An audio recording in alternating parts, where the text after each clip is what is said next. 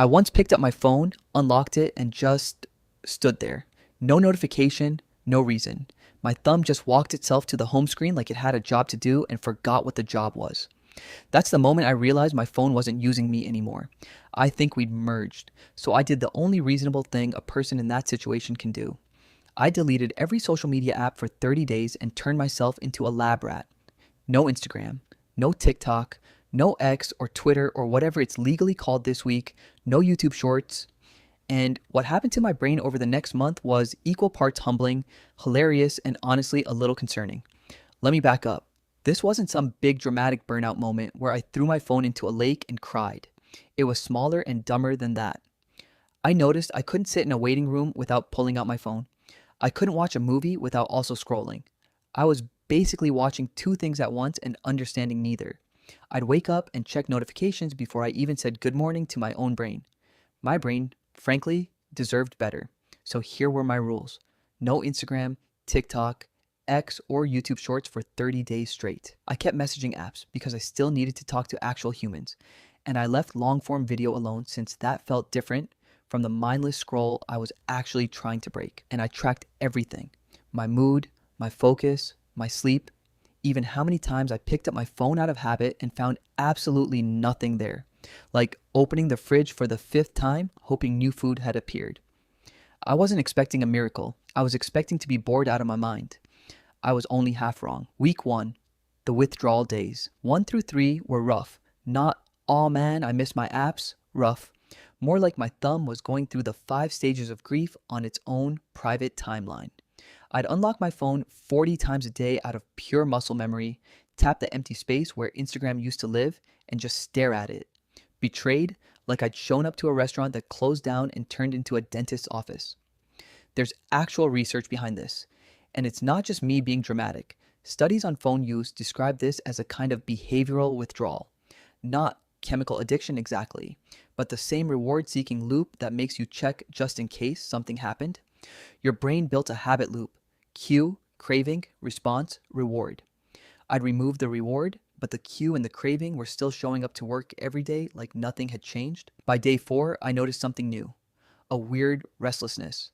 Silence felt loud.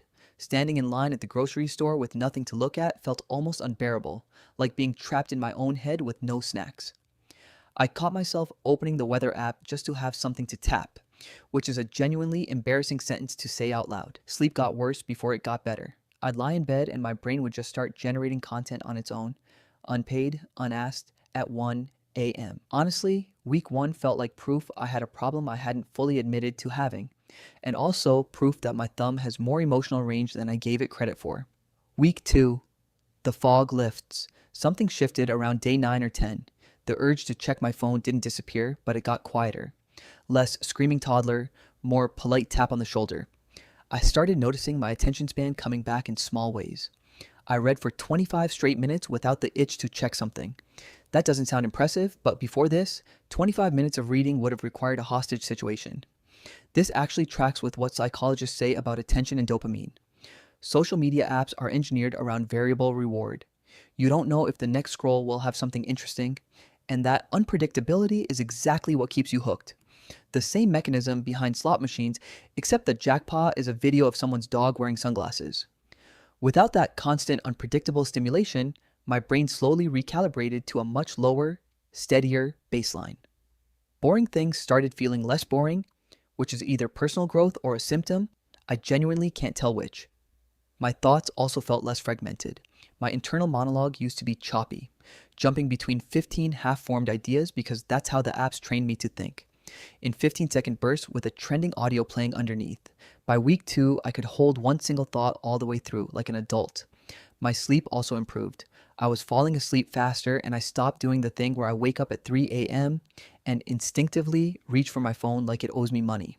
Week 3, the unexpected part. It was about comparison.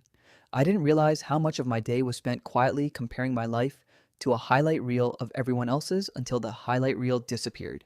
No more seeing someone's vacation, someone's promotion, someone's suspiciously perfect relationship, and feeling that tiny invisible pang of, why isn't my life a beach in Bali right now? Once that noise stopped, I noticed I was just more content. Not fireworks and confetti happy, more like a low hum of background tension I didn't know I was carrying had quietly switched off. This lines up with the research on social comparison theory, the idea that we naturally judge our own worth by comparing ourselves to others, and social media puts an endless, algorithmically optimized parade of comparison targets directly in front of us. All day, every day, free of charge, whether you asked for it or not. I also had more real conversations, not more messages, actual conversations with eye contact and everything. Because I wasn't quietly performing a version of my life for an audience, I found myself more present in the version of my life that was actually happening in front of me. And weirdly, I got more creative. Boredom, it turns out, is where ideas come from. When I couldn't fill every idle moment with content, my brain started making its own content instead, for free, without an algorithm asking it to. Random project ideas, places I wanted to go, one deeply unhinged plan to learn the accordion. I hadn't daydreamed like that in years. Week 4, the new baseline. By the final week, this stopped feeling like an experiment and started feeling like just how I live now, apparently. My screen time was down by more than half. My phone pickups dropped from over 160 a day to under 40. I was reading more, sleeping better, and this one surprised me. I was less anxious in social situations because I wasn't constantly narrating my life to an imaginary audience who, it turns out, was never that invested anyway. I want to be clear, this isn't a social media is evil video. It's a tool. Some of it's genuinely useful. Some of it connects people who couldn't otherwise stay connected. And some of it is just dogs and sunglasses, which the world needs. But used the way most of us use it, mindlessly, compulsively, for hours we don't remember and can't get back. It quietly reshapes how your brain handles attention, comparison, and boredom. 30 days didn't fix me, but it showed me how much of my mental noise wasn't actually mine. It was borrowed from an algorithm whose entire job is to keep me looking. So what did I actually do differently going forward? I didn't delete everything forever. I'm not trying to become a monk about it. I reinstalled a couple of apps, but with time limits and notifications off. I made my home screen boring on purpose. No app icons, just tools. So it looks like a phone from 2009 had a very responsible baby. And I built in phone-free blocks in my day, especially the first hour after waking up and the last hour before bed. The biggest lesson wasn't quit social media forever, it was notice what your default behavior actually is when you're bored, anxious, or waiting for something. For me, it had quietly become pick up the phone. Now it's something else, even if that something else is occasionally just staring at a wall, which, it turns out, is very underrated. If you've ever wondered what your brain would do with all that reclaimed time and attention, I genuinely encourage you to try even a week of this. Not forever, just long enough to see what's actually yours and what was just habit. I want to know if I'm the only one who almost lost it on day 2 over a weather app. Thanks for watching. I'll see you in the next one.